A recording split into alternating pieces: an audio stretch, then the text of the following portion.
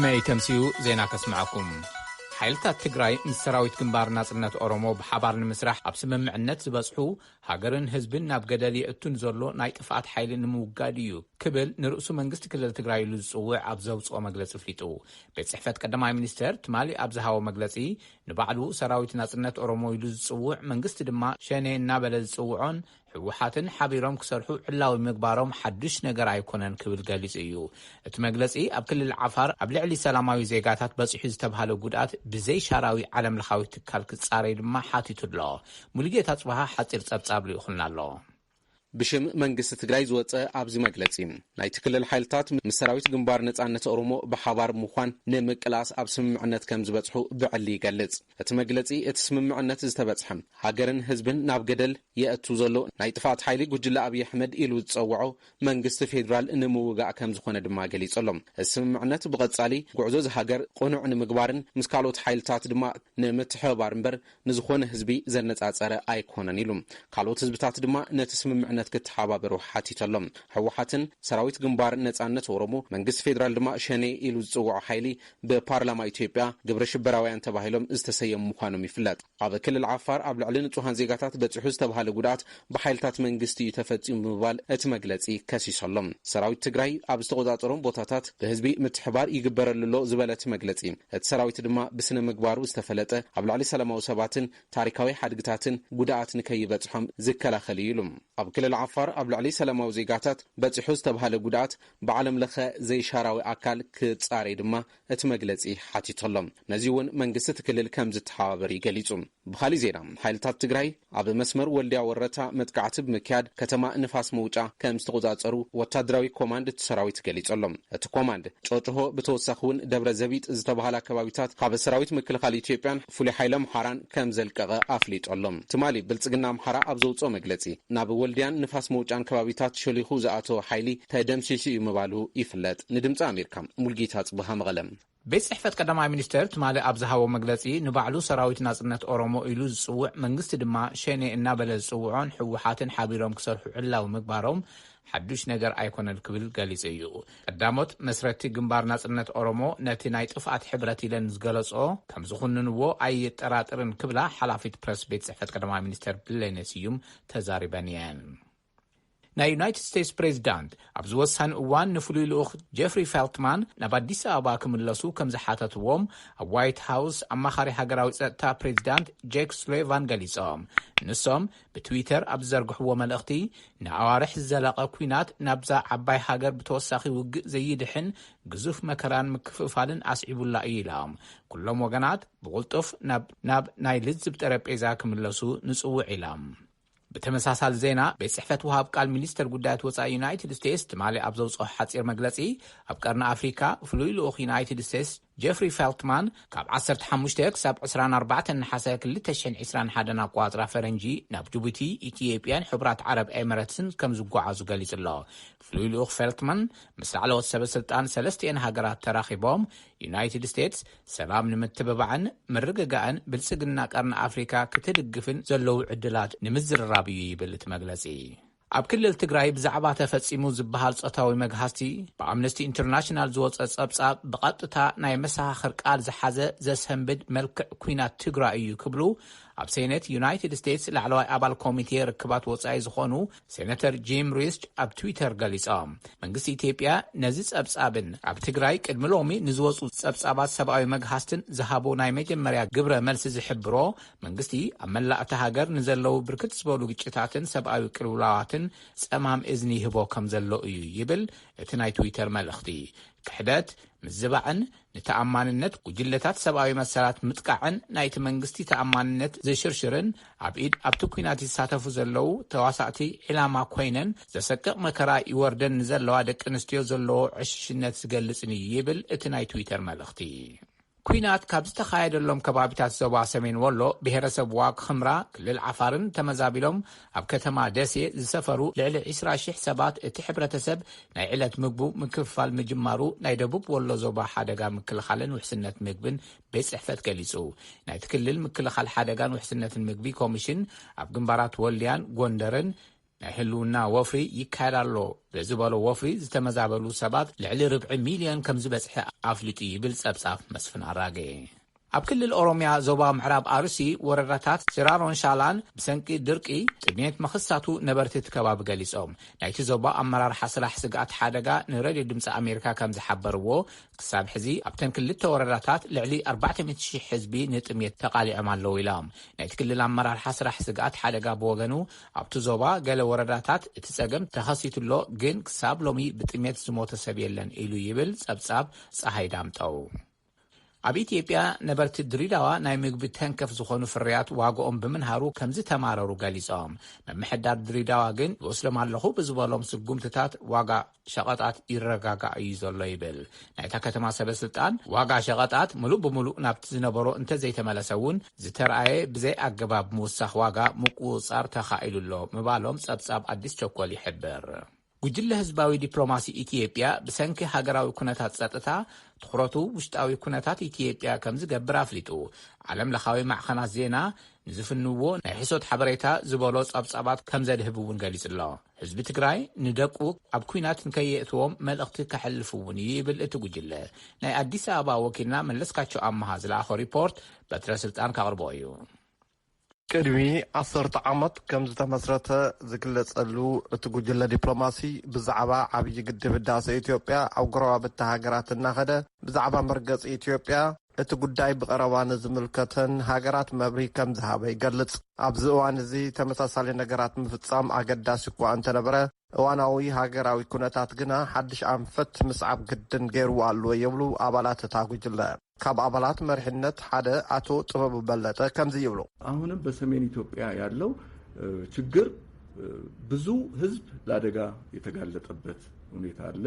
ኣብ ሰሜን ኢትዮጵያ ዘሎ ጸገም ብዙሕ ህዝቢ ንሓደጋ ዝተቃልዐሉ ኩነታት ኣሎ። ንኢትዮጵያ ዘፋለጡ ቅርስታትን ቤተ እምነትን ከም ኣብያተ ክርስቲያናት ላሊበላ ዝበሉ ኣብ ሓደጋ ዝወደቐሉ ኩነታት ኣሎ። ስለዚ ነዞም ሓደጋታት ብምንካይ ኣብ መንጎ ሕብረተሰብ ምርድዳእ ንክህሉ ገበነኛታት ናብ ፍርዲ ንክቐርቡ ጸቕጢ ምፍጣር ንሉዓላዊነት ኢትዮጵያ ዝዳፍኡ ኩነታት ሱዳናውያን ንደውና ጥሒሶም ኣትዮም ኣለዉ። ፐብሊክ ዲፕሎማሲ ነዞም ኩነታት ብደረጃ ሃገር ክሰርሓሎም እዮም ዝበሉ። ኣካቢ እታ ኮሚቴ ኣቶ ጌታቸው ጥበበ ብወገኖም ሕወሓት ብፓርላማ ኢትዮጵያ ጉጅለ ሽብር ተባሂሉ ቅድሚ ምስያሙ ነቲ ነገር ብሰላማዊ ኣገባብ ንክዛዘም ተበግሶ ከም ዝነበረ ጠቂሶም እንተኾነ ሃገራዊ ኩነታት ሎሚ እናተጋደደን እናበኣሶን ስለዝመፀ እቲ ጉጅለ መርገፂኡ ብግልፂ ንክገልጽ ከም ዘገደዶ ኣቶ ጌታቸው ኣይከወሉን። ብመንጽር እዚ ጉጅለ ህዝባዊ ዲፕሎማሲ ዓለም ለኻዊ ሚድያታት አንጻር ኢትዮጵያ የቃልዕኦ ኣለዋ ንዝበልዎ ጉጉይ ሓበሬታ ክምክቶ ኢሎም በዓለም አቀፍ ደረጃ ባፈጠጠ መልኩ ግልጽ በሆነ መልኩ ብደረጃ ዓለም ዓይኑ ዘፍጠጠ ብግልፂ ሕብእብእ ዘይብሉ መርገፂ ዝሓዙን ኤቲክስ ዘይብሎምን ዓለም ለኻዊ ሚድያታት ኣብ ልዕሊ ሃገር ዝወፈረሉ ግዜ እዩ። ትሕሱ ኣለኹም ኢልና ኣሰርና ክነንብር ኢና እዮም ዝበሉ። ውግእ ዘስዓቦ ጥፋት ኣበርቲዖም ዝገለጹ እቶም ኣቦ መንበር ነቶም እምቢ ባህልትን ልዕሌና ተዋጋእ የለን ዝብሉ መርሓቲ ሕወሓት ህዝቢ ትግራይ ደቁ ንኸይግብር መልእኽቲ ኣመሓላሊፎም ኣለዉ ይብል መለስካቸው ኣምሃ ዝለኣኾ ሪፖርት። ናይ ሕጊ በዓል ሙያ ጠበቃን ዓብዱልጀባር ሑሴን ኣማውታ ዝተፈላለየ ሓበሬታ ይወፅእ ከም ዘሎ ተፈሊጡ ሓዎም ንመዋቲ አቶ ሱልጣን ሑሴን ተወቂዖም ከም ዝሞቱ ክገልጹ ከለዉ ናይ ኣዳማ ከተማ መምሕዳር ሓላፊ ጸጥታ ብወገኑ ብዝተኻየደ ምርመራ ኣብ ናይ አቶ ዓብዱልጀባር አስከሬን ዝረአይ ደም ይኹን ቁስሊ ከም ዘየለ ናይ ኣዳማ ሆስፒታል ኣረጋጊጹሎ ይብል። ካብ ሚኒሊክ ሆስፒታል ክሳብ ሕዚ ውፅኢት ከም ዘይበጽሖ ገሊጹሎ። ናይ ዓብዱልጀባር ፈታዊን ኣብ ኣዳማ ሆስፒታል ሓኪም ዝኾኑን ዶክተር ሆራ ከም ዝተዛረብዎ ግን አቶ ዓብዱልጀባር ኣብ ከንፈሮም ደምን ቁስልን ይረአይ ከም ዝነበረ ገሊጾም ኣለዉ። 5 ሓሰ 2013 ዓ.ም ህይወቶም ዝሓለፈ አቶ ዓብዱልጀባር ክሳብ ህይወቶም ዝሓለፈ ኣብ ቤት ማእሰርቲ ናይ ዝርከቡ አቶ ጀዋር መሐመድ፣ አቶ በቀለ ገርባን ካልኦት እሱራትን ጠበቃ ብምዃን ይሰርሑ ነይሮም። ካብ ቤት ማእሰርቲ ናይ ዝወፁ አቶ ልደቱ ኣያሌው እውን ጠበቃ ነይሮም። አቶ ዓብዱልጀባር ብናይ ጥብቅና ምዮኦም ንዝተፈላለዩ ሰባት ፍትሒ ክረኽቡ ብነፃ ኣገልግሎት ይህቡ ከም ዝነበሩ ጸብጻብ ፀሐይ ዳምጠው ይገልጽ። ኣብ ሰሜን ኢትዮጵያ ስጋት ግጭት እናወሰኸ ኣብ ዝመጸሉ ፈረንሳይ ምስ ኢትዮጵያ ዝነበራ ወታደራዊ ስምምዕ ምቁራጻ ነቲ ጉዳይ ቅርበት ዘለዎም ክልተ ምንጭታት ብምጥቃስ ኣጃንስ ፍራንስ ፕረስ AFP ሎማዓንቲ ዓርቢ ጸብጺቡ ብመሰረት እቲ ኣብ መንጎ ፕሬዚዳንት ፈረንሳይ ኢማኑኤል ማክሮንን ቀዳማይ ሚኒስተር ኢትዮጵያ ኣብይ ኣሕመድን ኣብ መጋቢት 2019 ኣቋጽራ ፈረንጂ ዝተፈረመ ሓበራዊ ወታደራዊ ውዕል ፈረንሳይ ንኢትዮጵያ $100 ሚልዮን ኣሜሪካ ክትሕግዛ እዩ ነይሩ። ወታደራዊ ሓገዝ ፈረንሳይ ንምህናጽ ሓይሊ ባሕሪ ኢትዮጵያ እዩ ክውዕል ተመዲቡ ነይሩ። እቲ ሕዚ ከም ዝፈረሰ ዝንገረሉ ዘሎ ስምምዕ ነቲ ወታደራዊ ስምምዕ ንምስራዝ ዝደፍአ ምኽንያት ኣይተገለጸን ዘሎ። ነዚ ወረ ዝፈነወ ኣገልግሎት ዜና ፈረንሳይ ግን ብሰንኪ እቲ ኣብ ትግራይ ዝካየድ ዘሎ ኩናትን ስእነት ጸጥታን ምዃኑ ኣስፊሩሎ። ሱዳንን ኣብ ዘሄግ ዝመደብሩ ዓለምለኸ ቤት ፍርዲ ገበንን ብዛዕባ ንመራሒ ሱዳን ነበር ዑመር ሓሰን አልበሽር ናብ ቤት ፍርዲ ምርካቡ ብሓሙስ ተሰማሚዖም። በሽር በቲ ኣብ እዋን መሪሕነቶም ኣብ ዳርፉር ዝተፈጸመ ህይወት ኣስታት 300,000 ዜጋታት ወሲዱ ልዕሊ 2.5 ሚልዮን ድማ ዘመዛበለ ገበናት እዮም ተኸሲሶም ዘለዉ። እቲ ናይ 2003 ኣቋጽራ ፈረንጂ ኩናት ዳርፉር ብሕቡራት መንግስታት ገበናት አንጻር ሰብኣውነት እዩ ተጸዊዑ። መንግስቲ ዚምባብዌ ምሉእ ክታበት ኮቪድ-19 ንዝወሰዱ ኣመንቲ ኣብ ቤት እምነት ብኣካል ቀሪቦም ስሩዕ መደባቶም ክገብሩ የፍቅድ እምበር 10% ካብ በዝሒ ህዝባ ጥራይ ከቲባ ኣብ ዘላ ሃገር ግን እቲ ውሳነ ንኻልእ ፖለቲካዊ ረብሓ እዩ ክብሉ ኣመንቲ ይጠራጠሩ ኣለዉ። ኣብ መወዳእታ ቀዳመይቲ ሚኒስተር ኒውዚላንድ ጃኪንዳ ኣርደርን መንግስተን ንኮቪድ-19 ናይ ምጥፋእ ስትራቴጂ ምስርሑ ከም ዝቕጽለሉ ኣፍሊጠን። ኒውዚላንድ ኣብ ዓለም ዝበርትዐ ናይ ኮቪድ-19 ናይ ምቁጽጻር ኣገባብ እትኽተል ሃገር እያ። ዜና ኣብዚ ይፍጸም።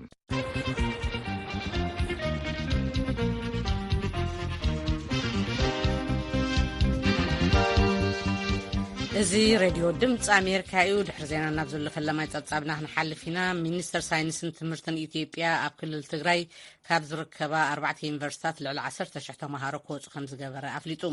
እቶም ተመለስቲ ተምሃሮ ምስ ምግቢ ተተሓሒዙ ቀረብ እናውገደሉ ተመጽ እኳ እቲ ህዝቢ ግን ይተሓባበሮም ምንባሩ ተዛሪቦም ኣለዉ። ሚኒስተር ሳይንስን ላዕለዋይ ትምህርትን ኣብቲ ሎሚ ዘውፅኦ መግለፂ ተመረቕቲ ዓመተ ትምህርቲ 2013 ዝነበሩ ተምሃሮ ዘይዛዘምዎ ትምህርቲ ዛዚሞም ዝምረቕሉ ኩነታት ከም ዘመሓራርየሎም እውን ሓቢሩሎ። ንጸብጻብ ኬኔዲ ኣባተ ሳረፍሳይ ሒዛቶላ። ሚኒስትር ሳይንስን ላዕለዎት ትምህርትን ስጋብ ትማሊ 6 ነሓሰ ኣብ ውሽጢ 6 ሰሙን ኣብ ክልል ትግራይ ካብ ዝርከቡ ዩኒቨርሲታት መቐለ፣ ኣክሱም፣ ዓዲግራትን ራያን ዝነበሩ 10,164 ተምሃሮ ካብቲ ክልል መውፅኡ ኣብ መርበብ ፌስቡክ ሓቢሩ። ካብቶም ተመለስቲ ተምሃሮ ሓንቲ ዝኾነትን ኣብ ዩኒቨርሲቲ መቐለ ካምፓስ ዓይደር ተምሃሪት ሕክምና ዝነበረት ገሊላ ሸዋፍራው ንባዕሎም ሓይልታት ትግራይ እናበሉ ዝጽውዑን መንግስቲ ድማ ሓይልታት ሕወሓት ዝብሎም ንከተማ መቐለ ምቁጽጻሮም ስዒቡ ኣብ ልዕለቶም ተምሃሮ ዝተፈጥረ ስግኣት ክትገልጽ ከላ እንደገቡ መኪነበት በነጋታው ኔትወርክ ጠፋ መብራትን ጠፋ ምስኣተው ንጽባሒቱ ኔትወርክ ተቋሪጹ ብዙሕ ተሕጓስን ሳዕስዒትን ነይሩ። ኣብቲ እዋን ብጣዕሚ ፈሪሕና ነርና። ድሓር ግን እናጸንሐ ምስከደ ሓጎሶም እዮም ዝገልጹ ነይሮም እምበር ንዓና ክጎድእ ዝደሊ ከም ዘየለ ተረዲእና። ድሕሪ ሰሙን ሰባት ትግራይ ክትግንጸልያ ሃገር ክትከውን እያ ዝብል ወረ ክናፈስ ብምጅማሩ ተምሃሮ ብባዕሎም ክወፁ ክኸዱ ጀሚሮም። ዝበዝሕ ተምሃሪ ወፂኡ ነይሩ። ድሓር ግን እቲ ማሕበረሰብ ተኣኪቡ ደቅና እንዲኹም ኣይትጨነቑ ስኡልኩም ተምሃሩ ኢሎምና እያ ዝበለት። ኣብ ዩኒቨርሲቲ ዓዲግራት 4ይ ዓመት ተምሃራይ ሕክምና ዝነበረ ድማ ናትናኤል ግርማ ሓይሊ ምክልኻል ኢትዮጵያ ካብቲ ክልል ምስ ወፀ ተፈጢሩ ዝነበረ ስግኣትን ድሓር ድማ ዝኾነን ዘይራኸቡ እዮም ይብል።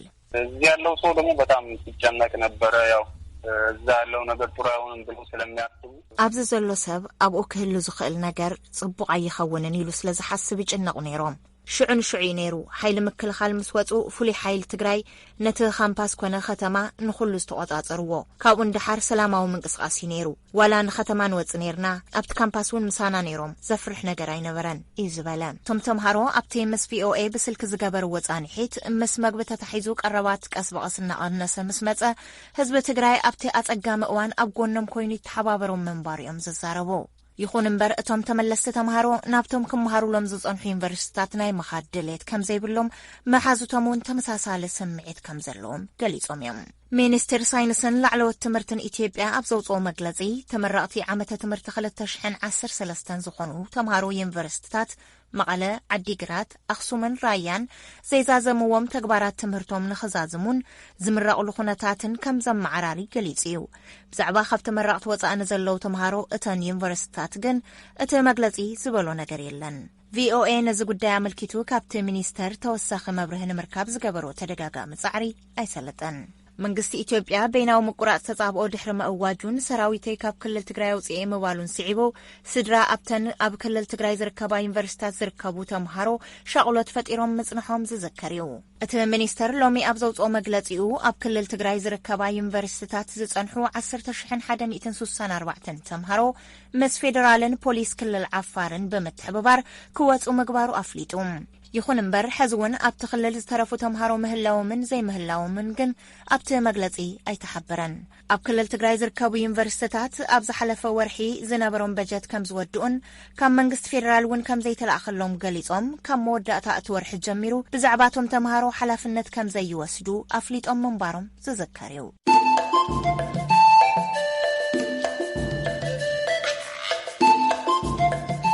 እዚ ተከታተልዎ ዘለኹም ካብ ዋሽንግተን ዲሲ ዝፍኖ ዘሎ ሬድዮ ድምፂ ኣሜሪካ እዩ።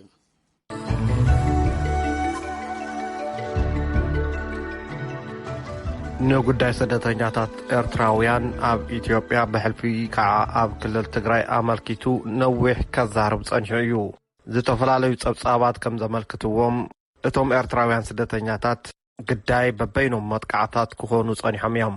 ነዚ ዝምልከት ካብ ቤት ጽሕፈት ኮሚሽን ስደተኛታት ሕቡራት ሃገራት ወይ ከዓ UNHCR ሪጂናል ኮሚኒኬሽን ኦፊሰር ንዝኾነት ሚርስ ፌዝ ከሲና ካብ ኬንያ ከም ዘዘራረብናያ ይፍለጥ። ምኒ ኣፈወርቂ ነቲ ቃለ ምልልስ ኣካይዳቶ ናብ ኣኸስግረኩም።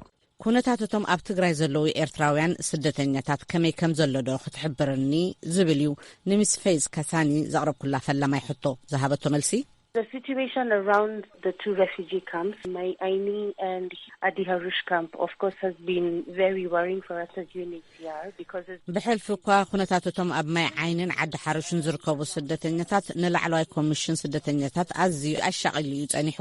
እዚ ዝገብሮ ቀንዲ ምኽንያት ከዓ ኣብ ውዑይ ግጭት ዝርከቡ ቦታ ብምዃኑ እዩ። ኮሚሽን ስደተኛታት ካብ 13 ሓምለት ሒዙ ናብዘን ማዓስከራት መስመር ክረክብ ከናዲ ጸኒሑ እዩ። ድሕሪ ነዊሕ ዝርርብ ግን ኣብ 30 ሓምለት ጥራይ ኮሚሽን ስደተኛታትን ካልኦት መሻርክትን ኣብ ዓዲ ሓሩሽን ማይ ዓይንን መስመር ክረኽቡ ክኢሎም። ኩነታት እቲ ማዓስከር ኣዝዩ ኣሰካፊ ምዃኑ ምግማት ኣየጸግምን። ኮሚሽን ስደተኛታት መሰረታዊ ቀረባት ከም እኽሊ፣ ዘይቲ፣ ማይን ካልኦትን ከባጽሕ ክፍትን ጸኒሑ እዩ። ካልኦት መሻርክቲ ኣካላት እውን ናብቲ ቦታ ዘድልዩ ቀረባት ክዕድሉ ኣብ ጻዕሪኦም ጸኒሖም። እቲ ኩነታት ኣዝዩ ኣሰካፊ እዩ። ኮሚሽን ስደተኛታት ግን ኩሉ ዝከኣሎ ይገብር ኣሎ ክትብል መሊሳ ቀጻሊ ሕቶይ ጸጥታት ማዓስከር ስደተኛታት ብሕልፊ ድማ እተን ክልተ ማዓስከራት ሕጂ ከመይ ኣሎ ዝብል እዩ ዝሃበቶ መልሲ As you may understand, the security situation in the region of Tigray is quite fluid. ክትግምት ይኸም እትኽእሊ ኩነታት ኣብ ትግራይ ቀልጢፍ እዩ ዝለዋወጥ ዘሎ። ገለ ካብቲ እንሰምዖ ሓበሬታ ካብቶም ስደተኛታት ባዕሎም ሰራሕተኛታት ወሃብቲ ኣገልግሎትን ኣብኡ ዘሎ መስኻኽርን ወይ ከዓ ካልኦት ኣካላት ከተጻርዩ ከቢድ እዩ። ሓደ ክብሎ ዝኽእል ግን ሕጂ ኣብ ክልቲኡ ማዓስከራት ተዛማዲ ርግኣት ኣሎ። እዚ ማለት ግን ዋላ እኳ ምስቶም ስደተኛታት ምርኻብ ይከኣል ዳ እምበር ምስ ስእነት ጸጥታ ከባቢ መሰረታዊ ቀረባት ንምርካብ ግን ገና ኣጸጋሚ እዩ ዘሎ። እቲ ኩነታት ተቐያያሪ እዩ ዘሎ። ምስ ኩሉ ሕፅረታትን ማሕለኻታትን ግን ዝከኣለና ክንገብር ንሰርሕ ኣለና ኢላ። ቀጻሊ ሕቶይ ከዓ ቅድሚ ቀረባ ግዜ ኣብ ኣዲስ ኣበባ ዝርከቡ ኤርትራውያን እቶም ማዓስከራት ስደተኛታት ናብ ውሕስ ቦታ ክግዕዙ ሰላማዊ ሰልፊ ካይዶም ነይሮም። እቲ ክግዕዝሉ ዝሕሰብ ዘሎ ቦታ ኣብ ክልል ኣምሓራ ድዩ ዝኸውን ዘሎ? ንዚ ሕጂ እቲ ኩናት ናብ ክልል ኣምሓራን ዓፋርን መልሓሙ እቲ ቦታ ክሳብ ክንደይ ውሕስ እዩ ዝብል እዩ ዝሃበቶ መልሲ for several months UNHCR has been working with the government of Ethiopia to identify ንዝሓለፈ ዋርሕ ኮሚሽን ስደተኛታት ውሕስ ቦታ ከናዲ ንመንግስቲ ኢትዮጵያ ክሓቶ ጸኒሑ እዩ። እቲ ዕላማ ናብ ካልእ ውሕስ ስፍራ ንምግዓዞም እዩ።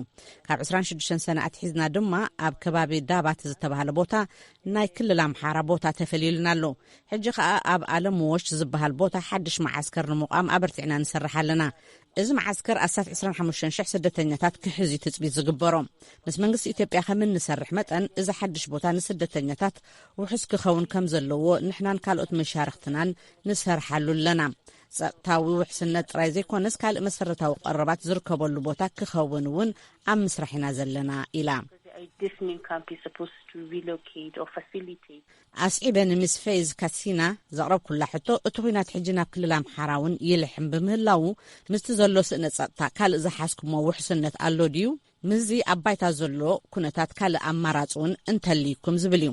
ምስ ካሰኒ ዝሃበቶ መልሲ The plan right now is to ensure that we make sure that the Alam Watch site is safe enough for refugees. እቲ መደብ እዚ ንሰርሖ ዘለና ማዓስከር ዓለም ዋች ንስደተኛታት ውሕስ ምዃኑ ምርግጋጽ እዩ።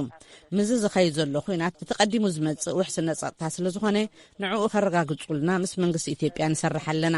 ምስ ገስጋስ እቲ ኩናት ግን ሕጂ ዘሎ ቀዳምነት ነቶም ስደተኛታት ብቁልጡፍ ናብ ዝወሓሰ ቦታ ምግዓዝ ኢላላ። ኣስዒበ ዘቕረብኩላ ሕቶ ኣቐዲመ ጠቒሰዮ ከም ዝነበርኩ ኣብ ቀረባ እዋን ንምግዓዝቶም ስደተኛታት ዝምልከት ሰላማዊ ሰልፊ ተኻይዱ ነይሩ።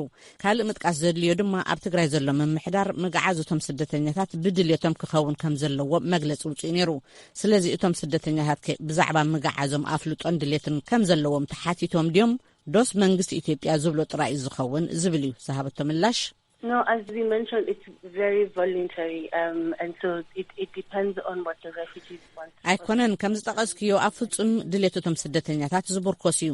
እቶም ስደተኛታት እንታይ ይደልዩ ኣብ ጉዳይ ኢትዮጵያ ጥራይ ዘይኮነስ ሓፈሻዊ ፖሊሲ ኮሚሽን ስደተኛታት እዩ። እቶም ስደተኛታት ናብ ካልእ ሃገር ክኸዱ ወይ ድማ ናብ መበቆላዊ ስድሮኦም ክምለሱ ምሉእ ፍቓድ ክህልዎም ኣለዎ። ስለዚ ከዓ ምስቶም ስደተኛታትን ወኪላትን መንዮም ናብ ተሓድሽ ማዓስከር ዓለም ዎች ክግዕዙ ፍቓደኛታት ዝኾኑ ኣብ ምዝርራቢና ዘለና። ኣብ ርእሲኡ ከዓ ዳሕራይ እቲ ማዓስከር ምስ ቆመ ውሕስ መሰጋገሪ መስመር ክንረክብ ንሰርሕ ኣለና። ኩሉ እዚ ናይ ምግዓዝ መስርሕ ግን ብድሌትን ፍቓድን እቶም ስደተኛታት እዩ ዝኸውን ክትብል መሊሳ ኣስዒበ ዘቕረብኩላ ሕቶ ቅድሚ ሓፂር እዋን ኮሚሽን ስደተኛታት ኣብ ልዕሊ እቶም ስደተኛታት መጥቃዕቲ ይወርድ ከም ዘሎ መግለፂ ውፅኡ ነይሩ። እቲ ኩናት ካብ ዝጅመር ንድሓር ብበበይኖም ሓይልታት ግፍዒ ክወርዶም ከም ዝጸንሐ ክዝረብ ጸኒሑ እዩ። ነዚ ዝምልከት ብወገን ኮሚሽን ስደተኛታት ዝካየድ ምርመራ እንተልዎ ክትሕብርኒ ዶ ዝብል እዩ ዝሃበቶ መልሲ። As UNHCR, our mandate is basically to conduct protection monitoring, and in this protection monitoring ከም ኮሚሽን ስደተኛታት መጠን ዕዮና ድሕነትን ምክትታል ውሕስነትን ስደተኛታት እዩ። ዝኾነ ነገር ክጓንፍ ከሎ እቶም ስደተኛታት ወይ ከዓ ካልእ ኣካላት ንሓትትን ኩነታት ክንከታተል ንፍትንን። ሕጂ ነቲ ዘሎ ኩነታት ዘኽብዶ ግን እቲ ቦታ ኩናት ዝካየዶ ቦታ ምዃኑ እዩ። ኣብ ልዕሊ ስደተኛታት ግፍዒ ክፍጸም ከሎ ግን ናብቶም ዝምልከቶም ኣካላት ኢና እንመርሖን ምጽራይ ክግበር ምክትታል እንገብረሉን። ነዚ ጉዳይ ዝምልከቶም ከዓ መንግስቲ ኢትዮጵያ፣ ኮሚሽን ሰብኣዊ መሰላት ኢትዮጵያን ካልኦት ኣህጉራውያን ትካላትን ከም ሂማን ራይትስ ዋችን ኣለዉ። ከም ኮሚሽን ስደተኛታት መጠን ግን ቀዳምነታትና እቶም ስደተኛታት ውሑሳት ምህላዎምን መሰረታዊ ቀረባት ምርግጋጽን ይኽትብል መሊሳ። ቀፂለ ዘቕረብኩላ ሕቶ ሕጂ ኣብቲ ማዓስከር ስደተኛታት ክንደይ ሰባት ከም ዘለዉ ቁፅሪ ኣለክዶ ዝብል እዩ ዝሃበቶ መልሲ። So I do know that there are about 23,000 refugees in both Mai Aini and Adi Harush. ኣብ ክልቲኡ ማዓስከራት ማይ ዓይንን ዓዲ ሓሩሽን ብድምሩ ኣስታት 23,000 ስደተኛታት ኣለዉ ክትብል መሊሳ። ቀፂለ ዘቕረብኩላ ሕቶ እቶም ኣብ ማዓስከራት ሽመልባን ሕንጻጽን ዝነበሩ ልዕሊ 20,000 ዝበጽሑ ስደተኛታት እንታይ ኣሎ ድሃዮም? ቅድሚ ገለ እዋን ቤት ጽሕፈትኩም ኣብቲ ቦታ ከም ዘለዉ መግለፂ ውፅኡ ነይሩ። ብዛዕባ ብሓይሊ ናብ ኤርትራ ዝተመልሱ ስደተኛታት ምህላዎም እውን ይዝረብ እሞ ብዛዕባኦም እንታይ ክትብልና ትኽእል ዝብል እዩ ዝሃበቶ መልሲ። So again, because of the volatile security situation, and as we say, because those two camps hit us in Shimalba. እቲ ኩናት ገና ኣብ ከይዲ ብምህላው ምጽራይ ኣጸጋሚ እዩ ዘሎ። معسكرات شملبان حጻጽን ኣብቲ ኩናት ተደምሲሰን እየን ስለዚ እምበኣር ነቶም ኤርትራውያን ስደተኛታት ሃለዋቶም ንምፍላጥ ኣዝዩ ኣጸጋሚ ይገብሮም ኮሚሽን ስደተኛታት ብጉዳይ ዞም ስደተኛታት ኣዝዩ ተሻቒሉ እዩ ዘሎ ምስ መሻርክቲ ኣካላት ንኣብነት ከም ቤት ጽሕፈት ጉዳይ ስደተኛታትን ተመለስትን ኢትዮጵያ ኣራ ሃለዋቱ ዞም ስደተኛታት ንምርካብን ዘድሊ ሓገዛት ንምብጻሕን ክንሰርሕ ጸኒሕና ኢና ሕጂ እውን ኣለና ክትብል መሊሳ these two camps and try and provide life-saving assistance. ዝቕጽል ሕቶይ ከኣ ብዛዕባቶም ናብ ኤርትራ ብዘይድሌቶም ተመሊሶም ዝበሃሉ ኸ ምስ መንግስቲ ኤርትራ ዝገበርኩምዎ ምዝርራባት ኣሎ ድዩ ዝብል እዩ ዝሃበቶ መልሲ At the moment, no, because our priority is actually to provide assistance within the TP region. ክሳብ ሕጅስ ኣይፋልናን ቀዳምነትና ዘሎ ነቶም ኣብ ኢትዮጵያ ዘለዉ ስደተኛታት ንምሕጋዝ እዩ ከም ዝፍለጥ ኣስታት 96,000 ኤርትራውያን ስደተኛታት ኣስታ 600,000 ዝበጽሑ ኣብ ውሽጢ ትግራይ ዝተመዛበሉ ተጋሩን ስለ ዘለዉ ቀዳምነታትና ናብ ኣቶም እዩ ዘሎ ክትብል መሊሳ Our focus has been very much on providing assistance. ዝቐጸለ ሕቶይ ካብ ኩናት ሃዲሞም ናብ ኣዲስ ኣበባን ካልእ ውሕስ ቦታታት ክልል ኣምሓራን ዝኸዱ ኤርትራውያን ዳሕራይ ተገፊፎም ናብ ማዓስከራት ከም ዝምለሱ እሞ ንዝኸፍእ ሓደጋ ዘቃልዕ ኩነታት ይገጢምዎም ኮሚሽንኩም ኣንጻር ግዱድ ምምላስ ምትእትታው ክገብር ፈቲኑ ነይሩ ዶ ዝብል እዩ ዝሃበቶ መልሲ We don't have information on that. The only information we have about Eritrean refugees ብዛዕባ እዚኦም ሓበሬታ ይነበረናን እቶም ትካልና ዝፈልጦም እቶም ኣብ ኣዲስ ኣበባን ትግራይን ዘለዉ ስደተኛታት እዮም ንዓኣቶም ከኣ ብዛዕባ ድሕነቶም ንምርግጋጽ ክንሰርሕ ጸኒሕና ቀዳምነታትና ከኣ ምስቶም ዝምልከቶም ኣካላት መንግስቲ ብምትሕብባር ሃለዋት እቶም ስደተኛታት ምግባርን ናብ ውሕስ ቦታ ዝግዕዘሉ መንገዲ ምንዳይን ክትብል መሊሳ And so that has been our main priority to actually work. ዝቐጸለ ሕቶይ ብወገን ፌደራላዊ መንግስቲ ኩናት ክኸፍት ምዃኑ ሎሚ መግለጺ ኣውጪኡ ነይሩ እቲ ኩናት ናብ ካልኦት ክልላት ይልሕም ከም ዘሎ መጠን ውሕስነት የለን ትካል ኮሚሽን ስደተኛታት ነቶም ስደተኛታት ናብ ሳልሳይ ሃገር ንምግዓዞም መደብ ኣለዎ ዶ ዝብል እዩ ዝሃበቶ መልሲ I mean at the moment resettlement is not in our immediate plans because as I said our priority at the moment is to provide ሕጂ ዘሎ ቀዳምነታትና ናብ ሳልሳይ ሃገር ንምግዓዝ ዘይኮነስ ነቶም ኣብ ትግራይ ዝርከቡ ኤርትራውያን ስደተኛታትን ኣብ ውሽጢ ዓዲ ዝተመዛበሉ ተጋርን እሞ ክንበጽሖም እንኽእል ናይ ህይወት ኣድሕን ሓገዝ ንምቕራብ እዩ እቲ ኩነታት ከመይ ከም ዝምዕብል ርኢና ኸኣ ናብ ካልእ ርሑቕ መደባት ክንሓስብ ንኽእል ንኸውን ኢላላ ብድሕሪኡ ዘቕረብኩላ ሕቶ ቅድሚ እቲ ኩናት ክሳብ 96,000 ዝበጽሑ ስደተኛታት እዮም ነይሮም እቶም ኣብ ማይ ዓይንን ዓዲ ሓርሽን ዝርከቡ ስደተኛታት ኣብ መፋርቕ 20,000 እንተኾይኖም እቶም ዝተረፉ ኣስታት 70,000 ዝበጽሑ ስደተኛታት ከ ኣበይ እዮም ዘለዉ ደሃዮም ኣለክዶ ዝብል እዩ ነዚ ዝሃበቶ መልሲ Yeah, I mean, as I said before, because of just how the complicated security situation and the conflict in the... Mr. Zaid ዝነበረ ኩናት ሃለዋቶም ስደተኛታት ንምፍላጥ ኣዝዩ ኣጸጋሚ ነይሩ ከምቲ ዝበልክዎ ማዓስከራት ሽመልባን ሕጻጽን ስለዚ ተደምሰሳውን ዳሃይቶም ኣብኡ ዝነበሩ ስደተኛታት ምፍላጥ ኣይተኻለን ሕጂ ክንረኽቦም እንኽእል እቶም ኣስታት 23,000 ዝበጽሑ ስደተኛታት ኮይኖም ናብ ውሕስ ቦታ ከነግዕዞም ንጽዕር ዘለና ኢና ብሰንኪቲ ኩናት ከኣ ሃለዋት እቶም ካልኦት ስደተኛታት ንምፍላጥ ኣጸጋሚ እዩ ንዝምልከቶም ኣካላት መንግስቲ ኢትዮጵያ ዳሃዮም ንምግባር ግን ኣብ ምስራሕ ኢና ዘለና ክትብል መሊሳ ኣስዒበ ዝሓተትኩዋ ሕቶ ኩነታት እቶም ኣብ ኣዲስ ኣበባ ዘለዉ ስደተኛታት ከመይ ይመስል በዓላቶም መጺኦም ዝምዝገቡ ኣለዉ ድዮም ዝብል እዩ ነዚ እውን ዝሃበቶ መልሲ The refugees themselves have been coming voluntarily to register with UNHCR and UNHCR. بعلاتهم እቶም ስደተኛታት እዮም ብወለንተነኦም መጽኦም ክምዝገቡ ጸኒሖም ኮሚሽን ስደተኛታት ከኣ ገለ ሓገዛት ክገብረሎም ጸኒሑ ንኣብነት ነቶም ዝመጹና ስደተኛታት መለለይ ወረቐት ስደተኛታት ክንህብ ጸኒሕና እዚኣቶም ካብ ትግራይ ሃዲሞም ዝመጹ ስደተኛታት እዮም እቲ እንህቦ ናይ ስደተኛታት መለለይ ወረቐት ን3 ዓመት ዝጸንሕ እዩ ስለዚ እቶም ብፍቓዶም ናብ ኣዲስ ኣበባ ዝርከብ ቤት ጽሕፈትና ዝመጹ ስደተኛታት ይውስኺ ዘሎ ክትብል መሊሳላ ኣብ መወዳእታ ዘቕረብኩላ ሕቶ ብዛዕባቶም ኣብ ኣዲስ ኣበባ ዝርከቡ ኤርትራውያን ስደተኛታት ቁጽሪ ኣለክዶ ክንደይ ዝበጽሑ እዮም ዝብል እዩ ዝሃበት ንመልሲ ኸኣ ካብ 4 ክሳብ 7 ነሐሴ UNHCR 831 ከም ዝመዝገበን ጊዜያዊ ናይ 3 ዓመታት ሰነዳት መለለይ ወረቐት ከም ዝሃቦም ሓገዝ ሓዊሱ ኣገልግሎት ሓለዋ ከም ዝገብረሎምን እቶም ስደተኛታት ሕሳብ ባንኪ ክኸፍቱ ከም ዝኽእሉን ገሊጻላ Thank you so much, Minia, and all the best. Thank you so much, Ms. Faiz Hassani from Nairobi. Same to you. Thank you.